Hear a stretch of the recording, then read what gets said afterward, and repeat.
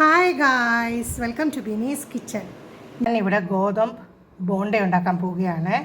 അതിനു വേണ്ടി 1/2 കിലോ ഗോതമ്പ് പൊടി എടുത്തിട്ടുണ്ട്, 5 പാളയംതോടൻ എടുത്തിട്ടുണ്ട്, പാളയംതോടൻ പഴം, പിന്നെ ഒരു 5-6 ഏലക്ക എടുത്തിട്ടുണ്ട്, 1/4 കിലോ പഞ്ചസാര എടുത്തിട്ടുണ്ട്. ഞാനിവിടെ പഞ്ചസാരയും കൊണ്ടാണ് ബോണ്ട ഉണ്ടാക്കുന്നത്.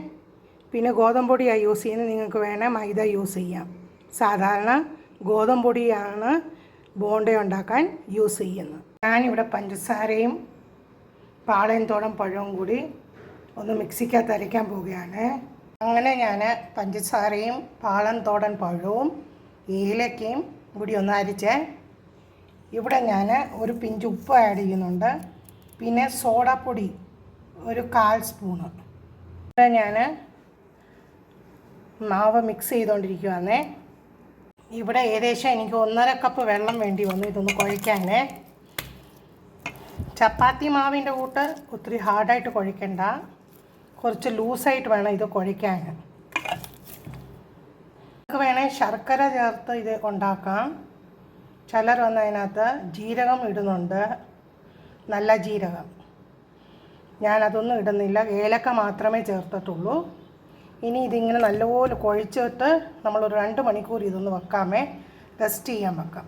അങ്ങനെ നമ്മുടെ ബോണ്ടയ്ക്കുള്ള മാവ് റെഡി ആയിട്ടുണ്ട്. ഇത് ഇച്ചിരി ഹാർഡാണ്, നിങ്ങൾക്ക് ഇച്ചിരി വെള്ളമോട് ഒഴിച്ച് കുഴച്ചെടുക്കാമേ. ഞാനിവിടെ ഒരു കപ്പിൽ ഇച്ചിരി വെള്ളം എടുത്ത് വെച്ചിട്ടുണ്ട് കൈ മുക്കാൻ വേണ്ടിയേ. ഇവിടെ ഞാൻ എണ്ണ ചൂടാക്കാൻ വെച്ചിട്ടുണ്ട്.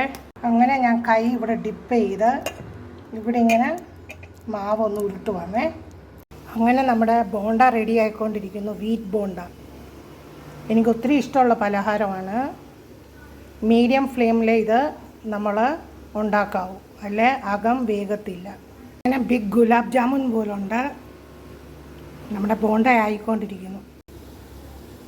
അങ്ങനെ നമ്മുടെ വീറ്റ് ബോണ്ട റെഡി ആയിട്ടുണ്ട്. വീറ്റ് ബോണ്ടയാണ് നല്ല ടേസ്റ്റ്,